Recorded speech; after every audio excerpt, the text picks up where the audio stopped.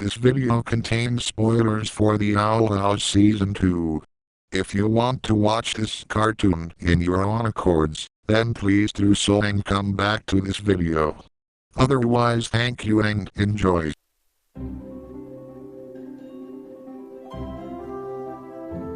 Well, if it isn't my overhyped friend, the Oliver Hype House. When I first made that video critiquing the Owl House, I was expecting a bombardment of Owl House fans beating me into submission for daring to criticize their lesbian wonderland, and while I got a small amount of retaliation, I am pleasantly surprised at how that video was received. There I am, Gary, there I am! I don't want to sugarcoat further what I didn't like about it, but to summarize, the Owl House is overhyped as hell. It has some small redeeming qualities here and there, like 2 characters in the animation, but otherwise I can't help but not ignore the painful writing, the storytelling, the awful humor, the chuggish pace, and the poor development of certain characters like Amity and Lilith. But at the end of the day, I don't hate the Owl House. I think it's just overhyped, and I think it has the potential to be good and make me a fan, if it tries hard enough to do so, like Amphibia. So today, as somewhat of a second chance of redemption, I'm going to take a look at Season 2 of The Owl House to see how the show has improved since my initial review. Now, I've been keeping up with Season 2 over the past few months to see if whether or not the show would improve and change my mind to call it amazing. After all, a show's first season is usually where they test their waters, and so they put more effort into Season 2. I had to hold off on this video for a while since they didn't release the entire season on Disney+, like how I saw the entirety of Season 1 of The Owl House. So for right now, I'm going to review the first half of Season 2 on Disney+. Also, quick shout out to the people who pointed out my use of Wizard 101 music in my initial video. I'm glad I'm not the only one who remembers that game. So with all this out of the way, how is The Owl House Season 2? Let's find out. This is The Owl House Season 2.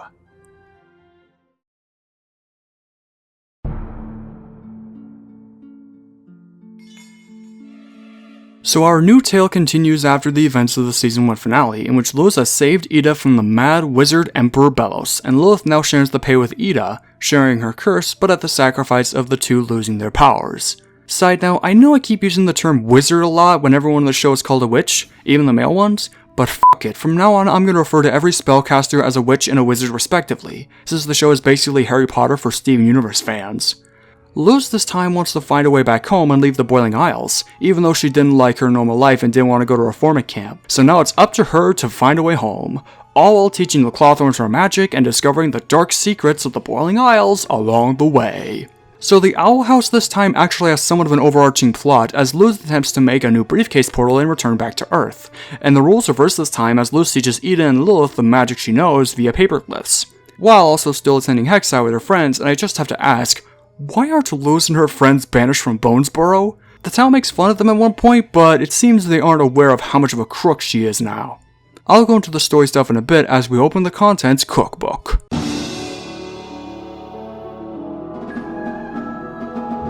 Honestly, after rewatching Season 2 on Disney+, I am still not impressed.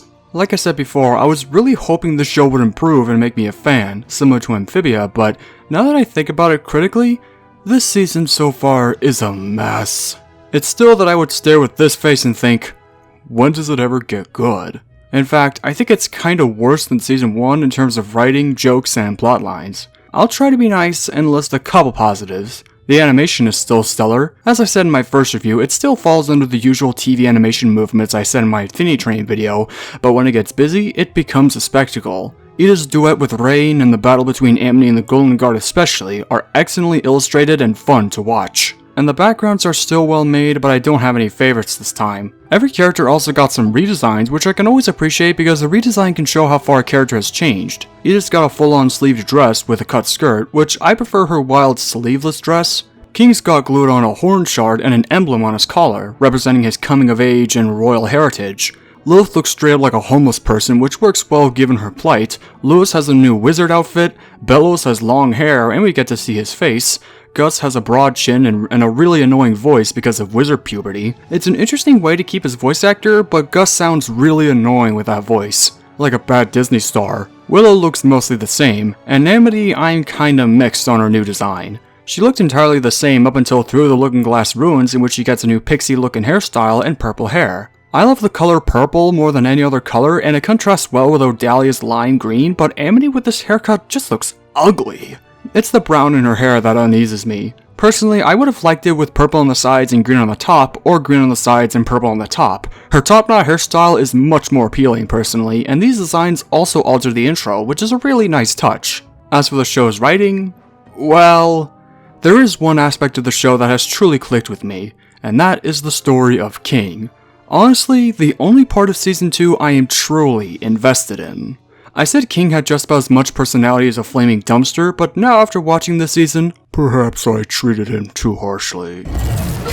This season shines the spotlight on King and his connection to his kingly name. Turns out that King was living a lie with Ida to make him happy, yet it's also revealed that he's not just the king of demons, but the prince of demons, and the title rightfully belongs to his father, who, judging by the murals, presumably slew the Titan. The episode Echoes of the Past made King one of my favorite characters in the show next to Ida, Hootie, and Odalia. It paints him more as somewhat of a sympathetic egotist living a lie and seeking his true heritage, and his heritage offers a glimpse into the primal side of the Isles, a kingdom ruled by monsters.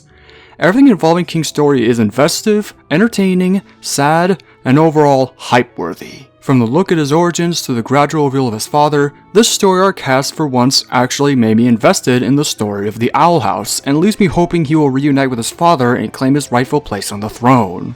Turns out his whole shtick of being king of demons wasn't a joke after all. Personally, I think the wings are overkill, but I still like his father's design nonetheless, like a Dumbledore crossed with a demonic Marowak. And I honestly fear the story will not come full circle because of the show's story problems. I also like the dynamic between Emperor Belos and the Golden Guard, named Hunter. Hunter is kinda like the show's equivalent to Zuko in a way, just without any of the careful craftsmanship that went into that character's development. He's just a sad, bad boy trying to impress his uncle by doing his orders the best he could. And he also doesn't possess wizard powers. It's not as grand as Zuko's story, but it's definitely a more interesting conflict if they just give the damn kid an episode all to himself. So these two plotlines are good. Everything else in this season isn't. Looking at it with my usual critical perspective, the Owl House Season 2 so far is narratively broken. Cue the Bumblebee scene. You know, the one where we go is, yep, there you go. It doesn't have many plot holes than the first season as far as I'm aware, except when Luz says she can't learn any more glyphs, which begs the question, aren't there more glyphs on the Isles? Like, are there any glyphs based on abominations, illusions, music, construction, etc.? Assuming her basic glyphs are tied to the elements, but what about other elements like darkness, light, and metal? Also, if Principal Bump is allowing wizards to learn multiple covens, why are the other students learning more covens? Most of them are shown in one scene without multicolored outfits. Why hasn't he made this a law yet? This season is a lot less funny than the first. While I didn't laugh at every joke in Season 1 as I thought it wasn't funny, it was at least trying to make me laugh. Season 2 so far feels like it has no jokes, or for what jokes there are, I have not laughed at a single one of them. There was one joke in this season that made me chuckle, and it was thus. Special delivery! Pain! I would totally accept the lack of jokes if the story was interesting, but here, it's not. I kinda wish we still had those references to fidget spinners, fanfiction, and I'll even take a Fortnite dance if it means the show to try and make me laugh. This season is not funny. Plain and simple, but it's not even the biggest problem with this season's writing. The biggest problem I have with Season 2, so far, is that it's going too damn fast. Season 1 was pretty boring and slow, but it's going off the rails too quickly. It introduces so many plotlines that are pushed aside almost immediately or rushfully resolved that should have had full arcs dedicated to them. Not to mention that a majority of the new characters they introduced just f*** off, never to be seen again. A good example of this is Lewis teaching the Clawthorns the magic she knows. I honestly think it's a really fun dynamic switch up there, and it would hopefully develop Lilith's story arc of being forgiven for giving Ida the curse, and Lewis discovering new spells and teaching them to the Clawthorns. But they don't do anything interesting with this. Lilith gets minimal screen time and minimal development and just f***s off after 4 episodes. Also, because she has the Owlbeast curse, she can turn into Owl Lilith, or as I like to call her, Vulture Lilith, because of her long neck. She leaves with her mother who also just f***s off and is never seen again. Or what about Ida's relationship with Rain Whisperers, which I think is most likely to develop further in this season given the fandom's love towards that character, but otherwise, this part of Ida's past is only touched on in 2 episodes, after which Rain never shows up again. They show up in a flashback sequence, but that barely even counts. Or how about Gus? This season dedicates 1 full episode to him only for it to get overshadowed by Amity kissing Lewis on the cheek in that same episode. Is this dark strategy gonna happen to Willow? And then there's Ida's curse. Ida's curse is only touched on in 2 episodes, one of which she conquers this curse thanks to Hootie and becomes a harpy. Now there are some feathers I'd like to pluck. I kinda think this development of the curse happens too fast, and I think what would have happened is Ida to go to the creator of this curse, and with their help, conquer the inner beast within, and then get the harpy form. This plotline is just resolved too quickly. This season just throws in all these stories that get little to no attention, all in favor of Lewis trying to make out with Amity and get back home. Some of the mysteries I mentioned in my previous video do get answered in this season, like for example, we actually learn what's under Bump's input. Turns out it's an imp palisman named Freeone who helps him see better than a scarred face. Boy, I sure do wonder if he will be important in this season. And wow, what a waste of a character Principal Bump is. Principal Bump in general I and pretty much nobody in the fandom really cared about, but I feel like they really should have brought him into his own in this season. After allowing a few students to learn multiple covens, effectively breaking the Emperor's law, he should be advocating for multi-coven teachings in other schools. He could even fight Belos to get his point across and potentially strengthen a change of law. That I believe would have been an interesting character arc to dive into, and a totally great use of an underrated character, but alas, he's just pushed to the wayside. It's also revealed that the Day of Unity, as Emperor Belos calls it, is an event where the covens unite the demon realm and the earth realm together for some reason. And we also get to see what Belos looks like beneath the mask. A human-looking guy suffering a demonic green curse that can only be sated by devouring palismen. Belos honestly is still a weak villain this season. He's more of a Team Rocket kind of villain doing random jobs out in the world to build up his big plan, and the day is not touched on in the season other than the Coven meeting, and Rain revealing that he plans to cast a big spell. There was a deleted scene that involved the resurrection of the Titan, so maybe that's part of the so-called Day of Unity. I don't know really. Little Emperor Bichos is still that little Emperor Bichos and still a weaker version of King Chad Andreas. This season also has mysteries to it between a human that used to live on the Boiling Isles named Philip Wittabane and the story arc of King and his father, and some smaller ones here like the book right here, which might reveal Hunter was artificially created. The problem with these mysteries, aside from King's, is that they're pretty easy to solve if you just watch the show. Like Emperor Belos may be the human Philip the more I look at it, judging by his choppy tiny ears, and Hunter is pretty obvious just by looking at the human shape. These are pretty damn obvious if they turn to be true. Who knows, maybe they'll pull something out of the Star Wars school of subverting expectations like Imposter Lewis, which I will go over later. This season also shines further on the Lumity relationship, which I feel Disney saw the success Lumity had with the Owl House fandom, and so in season 2, looks like instead of censoring it like they do with China, they've harnessed it, and have practically turned it into their greatest weapon. While Lumity gets a lot of growth in this season, at the same time, it sacrifices the development and personality of Amity the character. Aside from the introduction of her hot mama, Amity is practically a satellite character. Without Luz on her side, she's practically bland when all alone. She has no personality other than, hey, did you know Luz is my girlfriend? Did you know that I blush whenever I see Luz? Did you know that I am practically the only reason people even like the Owl House? Her recent shtick when she finally gets together with Luz is honestly quite repetitive and rids Amity of any potential development. You could have her disown herself from her family and live life under a different last name. Amity basically has no life. She's nothing more than the gay. Lumity is all she is, and it's practically her fate until the end of time. Not to mention that the Lumity ship coming together just happens too fast between the kiss and Luz asking Amity out. I honestly miss the days of old Amity because while I criticize her redemption for being kinda rushed, they at least showed her developing. They showed her developing her friendship with Luz. They at least showed us this despite being broken up by Luz's wacky adventures on the Boiling Isles. In season 2 so far, just looking at her feels kinda sad.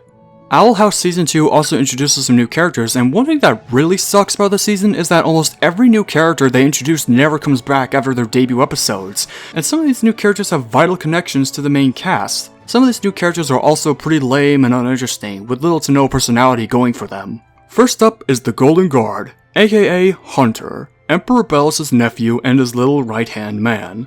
Like I said, I like the dynamic between Hunter and Belos. He's kinda like the show's equivalent to Zuko, just not as good. Odalia Blight, Amity's mother and the head of Blight Industries, an abomination factory selling abomination guards and weapons and abomatons. Kinda missed opportunity to call them autominations, but whatever. Now, I don't know about you guys, but Odalia is hella fun. Lots of people on Twitter tend to defute me for liking Odalia, but I'm gonna say this right now, She's definitely my favorite new character in the season, if not for her personality. She's eccentric, haughty, charming, a snooty businesswoman, and a delightfully devilish deviant to watch who holds up her end of the deal, but takes her position to a dark turn when she doesn't get her way with her family. She is an alpha Stacy with a fat bag pulling around her virgin husband Alador like a dog on a leash.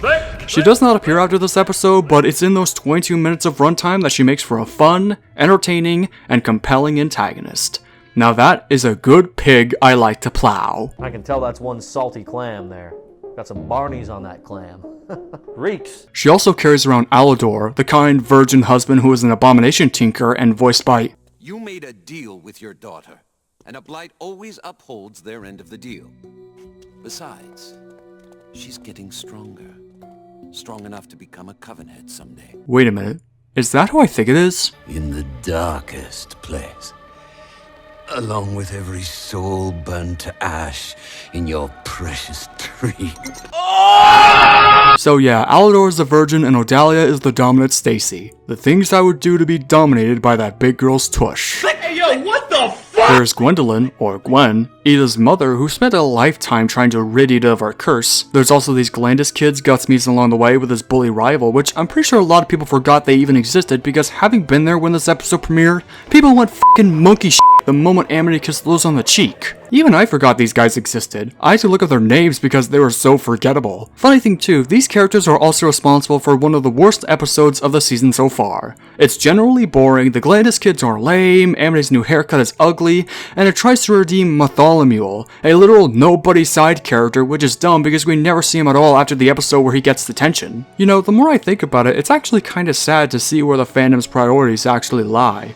Two lesbians kissing over the spotlight of one side character. It must be really depressing to be a side character in the Owl House, honestly. Speaking of gender, Rain Whispers is another character. The head wizard of the Bard Coven, the leader of the Bats, Edith's more love interest, and the first non-binary character in a Disney cartoon.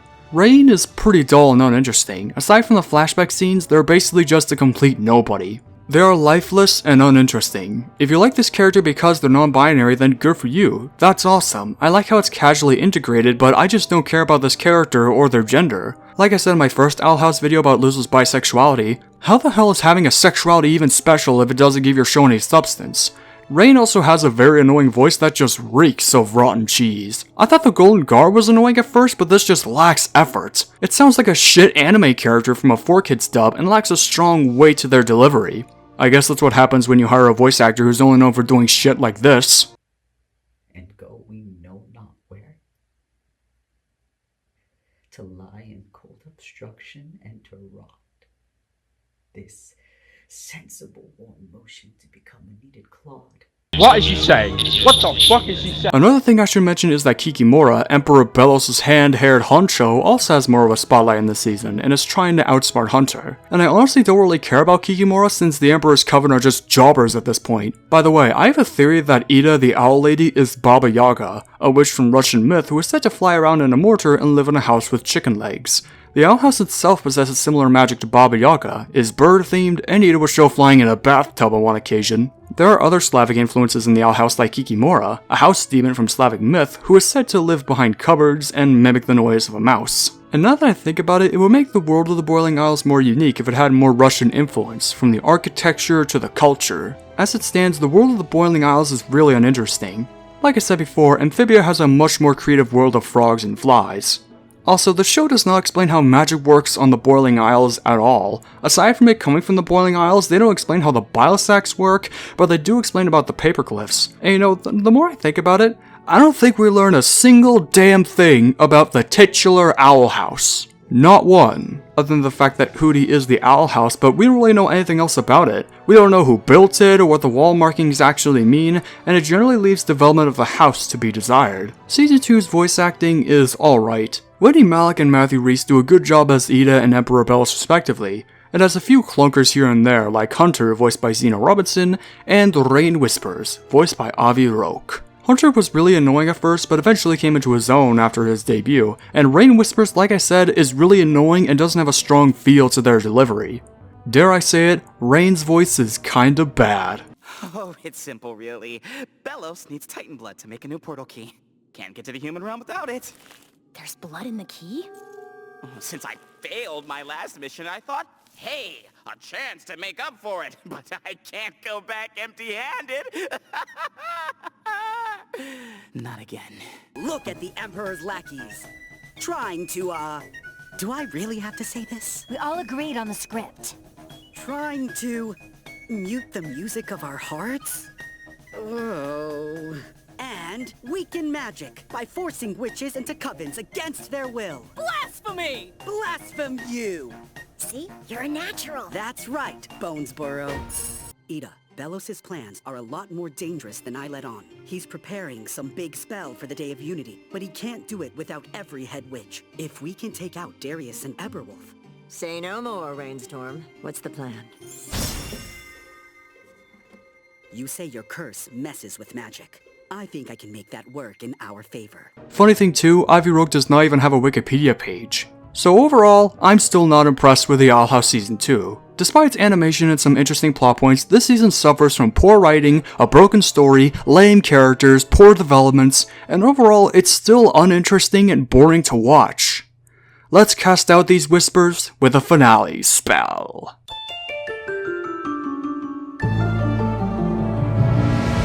So the final episode of Season 2A focuses on that loose imposter that was teased a while back. Turns out it was a basilisk named Number 5 or V, voiced by Amethyst from Steven Universe, taking her place to live happily and wow. What a f***ing asshole this character was. I honestly wish Imposter Loose was some kind of shapeshifter imposter sent by the Emperor's Coven to study the environment for his eventual Day of Unity.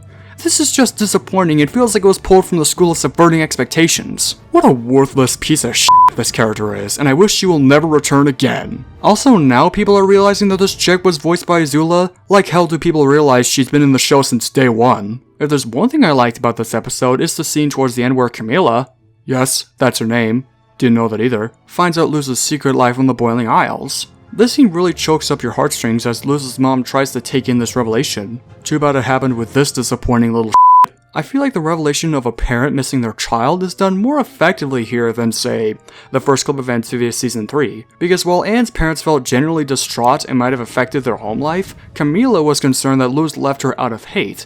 And damn it, it's kinda effective. I don't know, I'll probably change my opinion when Amphibia Season 3 comes out. All I can say is this episode was disappointing and V is a shit character. F*** you. And this is the last episode for now, by the way. So I'm just gonna end it here.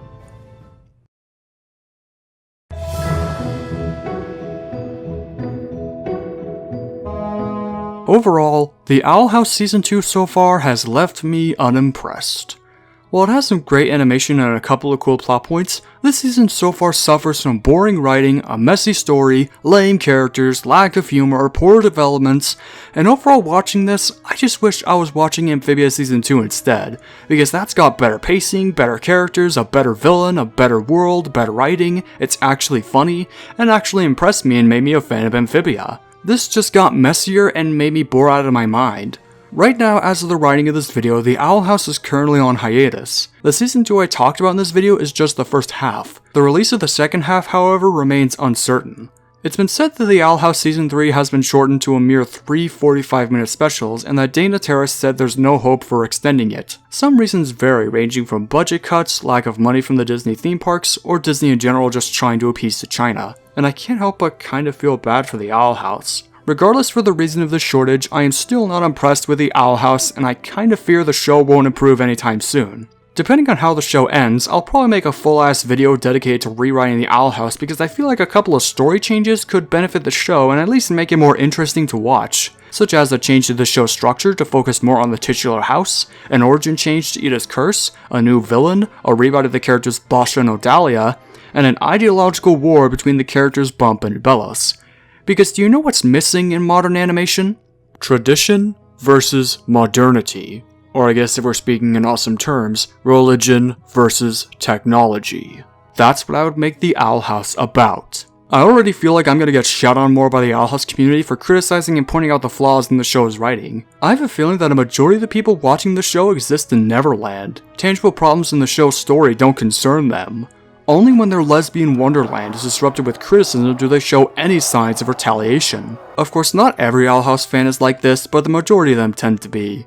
If you like the Owl House, then good for you. That is totally fine by me. You're allowed to watch the Owl House all you want, and you can love it all you want. You can even say it's your comfort show, and I can totally see why. I'm just here to say my opinion on a show that I want to improve. The sad reality is that I don't think the show will ever improve given Disney's clutch of power, and the only people that can improve it are the ones working on it. I'm not asking for people to hate the Owl House, and I'm definitely not asking people to hate the fans. All I'm asking here is for people to step out of Neverland and acknowledge the structural problems of the Owl House. For now, I'm going to rate the Owl House Season 2A a POTU out of an owl.